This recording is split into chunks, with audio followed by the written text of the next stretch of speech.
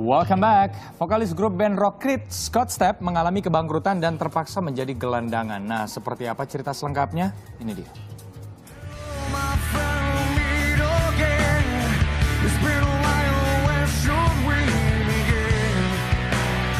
Grup band Creed sempat menjadi band rock alternatif yang terkenal di seluruh dunia pada tahun 2000-an.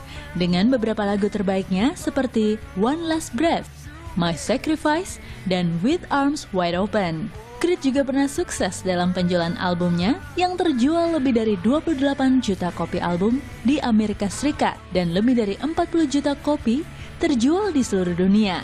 Selain itu, berbagai penghargaan dari Grammy Award sebagai Best Rock Song hingga American Music Award sebagai Favorite Alternative Artist pernah mereka raih. Bahkan, band ini sudah melakukan tur hampir ke seluruh penjuru dunia.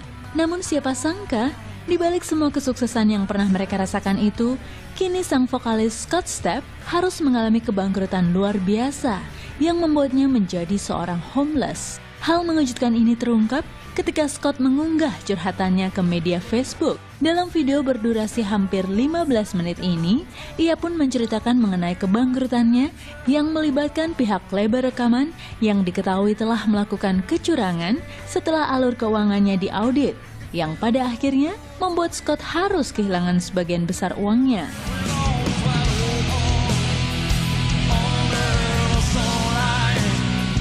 That about 8 weeks ago, I began an audit of not only my record company, but my personal finances.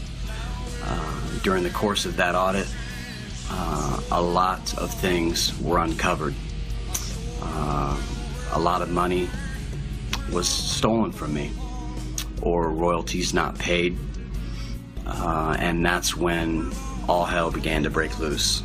All of a sudden, the IRS has frozen my bank accounts 2 or 3 times to leave me completely penniless.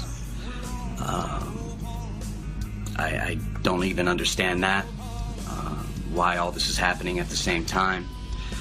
Right now I'm looking for an honest, good attorney that's ready to fight and take it all the way to the top. Right now I'm living in a Holiday Inn by the grace of God, because there's been a couple weeks where I had to sleep in my truck. I had no money, not even for gas or food. I went 2 days without eating because I had no money, and ended up in an emergency room.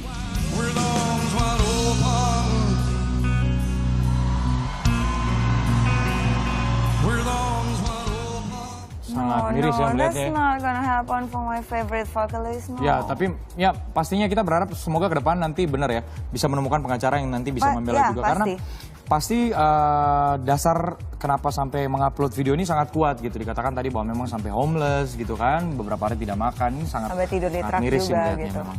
Ya anyway, tapi bayang juga sih ya kalau kita ngomongin kecurangan label juga yang tidak membayar royalti dan sebagainya kayak gitu, tidak hanya di luar negeri tapi di sini juga. Gitu. Semoga bisa segera mendapatkan keadilan nih untuk Scott Stapp ya. Oke.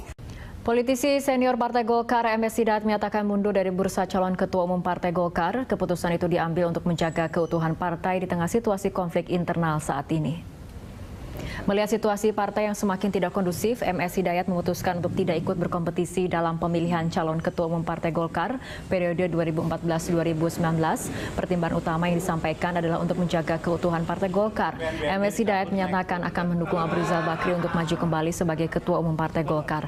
MS Hidayat juga telah meminta pendukungnya untuk memberikan suara kepada Ical dalam Munas ke-9 yang digelar mulai hari ini.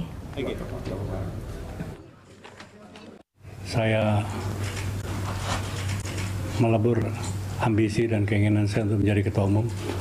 Saya akan bergabung dan menganjurkan teman-teman yang lain juga untuk andai kata masih ingin maju berkompetisi, lakukanlah dengan cara yang sehat, demokratis. Pemirsa, meski Munas ke-9 Partai Golkar telah resmi dibuka, Ketua Dewan Pertimbangan DPP Partai Golkar Akbar Tanjung masih berupaya mendamaikan Ketua Umum Abu Rizal Bakri dengan Wakil Ketua Umum DPP Partai Golkar Agung Laksono. Ya, Akbar akan terus berkomunikasi dan berusaha mempertemukan keduanya agar konflik di internal partai segera berakhir. Kubu yang berseberangan dengan Ical diantaranya Agung Laksono dan Priyo Budi Santoso tidak menghadiri pembukaan Munas yang digelar di Nusa Dua Bali. Sebelum pelaksanaan Munas, Akbar Tanjung sempat bertemu dengan kedua tokoh itu. Namun keduanya tetap ngotot pada pendiriannya masing-masing. Ical tetap menyelenggarakan Munas hari Minggu, sementara Agung bersikeras meminta Munas ditunda hingga 2015.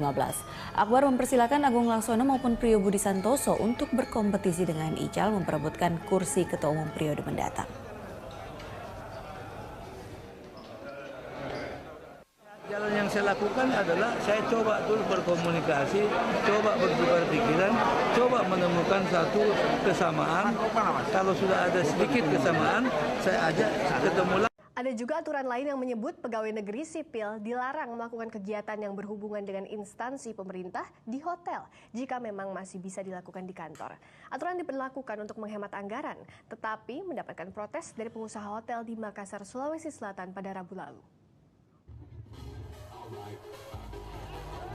Menari jadi salah satu cara para karyawan hotel ini menyuarakan keberatannya di gedung DPRD Provinsi Sulawesi Selatan. Yang lain membawa spanduk, berorasi, dan memenuhi gedung anggota dewan. Para pengusaha dan karyawan hotel ini menolak peraturan mengenai larangan pegawai negeri sipil untuk melakukan kegiatan instansi pemerintah di hotel. Pendapatan yang menurun menjadi alasan keberatan. Hanya menghitung bulan akan berpotensi kolaps.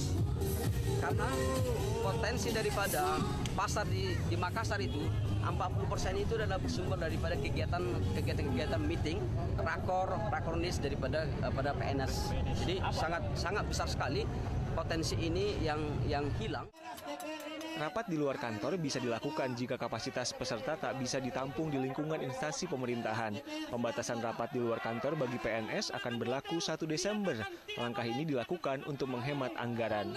Arif Tirtana, Kompas TV, Makassar, Sulawesi Selatan.